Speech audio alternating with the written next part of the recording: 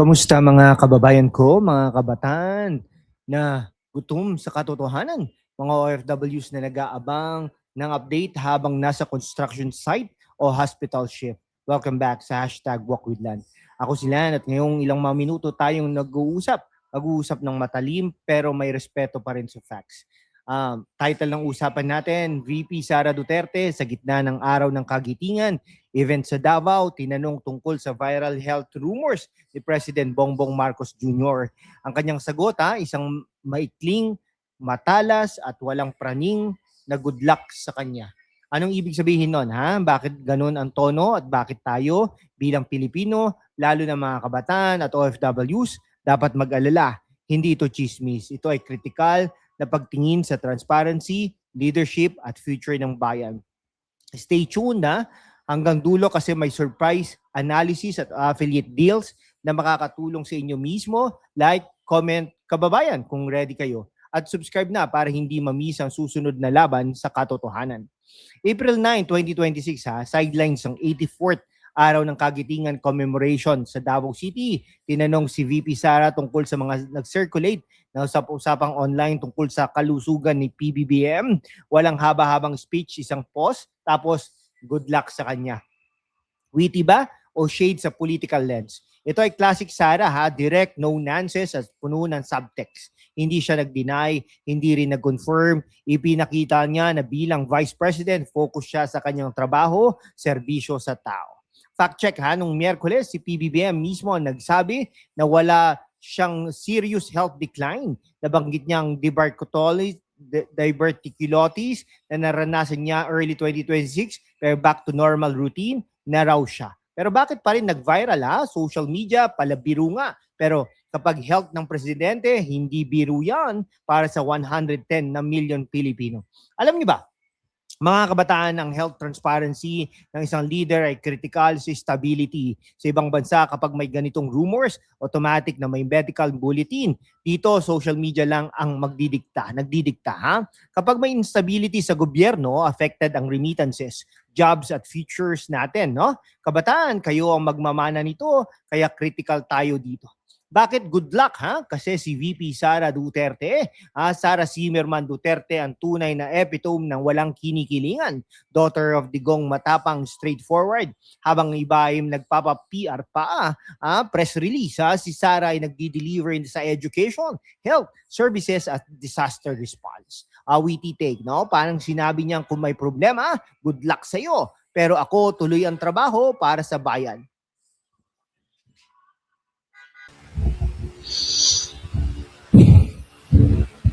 Okay, ngayon critical tayo pero fact-based. PBBM dismiss ang rumors pero ang tanong, bakit kailangan pa ng viral speculation bago magsalita?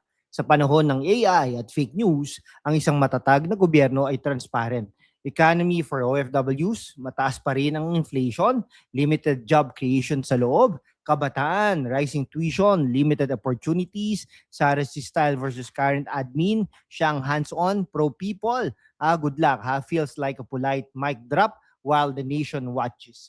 Mga OFWs, alam nyo ito, kapag may gulo sa Malacanang, affected ang inyong contracts, safety at balikbayan boxes. Kabataan, kayo ang magbabago.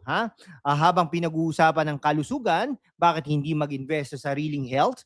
Check my Shopee affiliate, multivitamins at vitamin C boosters para immune kayo kahit stress sa politics or work.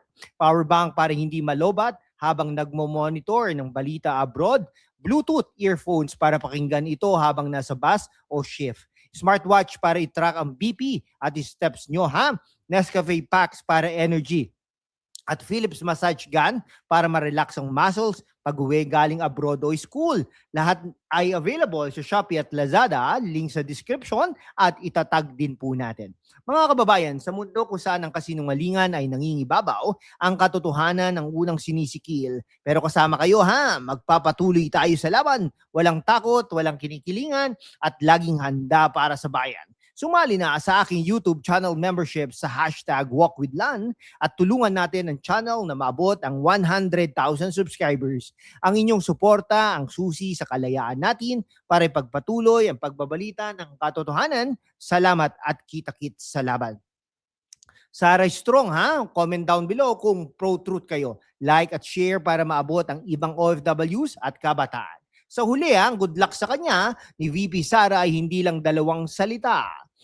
Ito ay paalala ang tunay na leader ay hindi natatakot sa katotohanan. Critical tayo sa PBBM admin kapag kailangan pero laging para sa bayan. Pero bago tayo magtapos mga kababayan, kabataan at OFWs, huwag nating i-skip ito kasi ito ang pinaka-importanting parte. Ano ibig sabihin ng lahat ng ito para sa future natin? Let's go deeper intellectual level. Una, political stability. Kapag may health rumors ang presidente na hindi agad transparent, nagiging breeding ground ito ng speculation. Sa history natin, mula kay Cory Aquino hanggang FBR, kapag may health issue, ang leader dapat may clear medical bulletin. Bakit hanggang ngayon parang hide and seek pa rin ang approach? Si VP Sara naman, consistent, focus sa kanyang mandate, DepEd, disaster aid at serbisyo sa grassroots, walang drama. Puro aksyon. That's why maraming kabataan ang nakikita sa kanya ang tunay na future-ready leader. Okay? Parang si Sara ang ate ng nagsasabi ng good luck habang siya mismo ang nag-aayos ng bahay. Yung tipo, kuya, bahala ka dyan Ako bahala sa bata at sa bayan. Para sa mga OFWs, alam nyo yan kapag may uncertainty sa gobyerno, tumataas ang anxiety nyo. Paano na ang balikbayan box approval? Paano na mga bagong deployment sa Saudi, Qatar o Europe?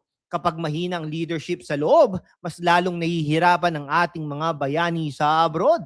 Si VP Sara ang may track record na mabilis, natulong sa distress OFWs natin. Fact lang natin, nung panahon ng kanyang ama at patuloy hanggang ngayon, malakas ang suporta niya sa migrant worker rights. Sa mga kabataan naman, kayo ang 60% ng voters sa susunod na eleksyon. Tanungin ninyo ang sarili nyo. Gusto nyo ba ang leader ng transparent o yung tipong trust me bro lang? Gusto nyo ba ng leader na hands-on sa education at health? O puro speeches? Si Sara delivers from free school supplies to medical missions. Kita nyo sa ground critical tayo on PBBM. The administration's golden era narrative is clashing with rising prices, job scarcity at ang feeling ng disconnect sa ordinaryong Pilipino. Alternative scenario, kung talaga seryoso ang health issue, dapat maging mature ang opposition at administration. Baka oras na para sa full medical transparency. Hindi para sa chismis, kundi para sa peace of mind ng buong bansa. Si VP Sara, she showed class. Hindi siya nagchismis, hindi rin nag-silent. Isang malalim na good luck sa kanya na nagpapakita ng maturity at focus. Sa Tagalog natin, good luck minsan ibig sabihin, bahala ka na dyan. Pero may paalala na huwag mong kalimutan ang bayan. Ito ay subtle reminder ng Vice President na hindi taga-sunod lang, kundi safety net ng konstitusyon. Ngayon, practical advice sa inyo, kabataan, maging informed voters, basahin ng facts, huwag magpauto sa TikTok clips lang.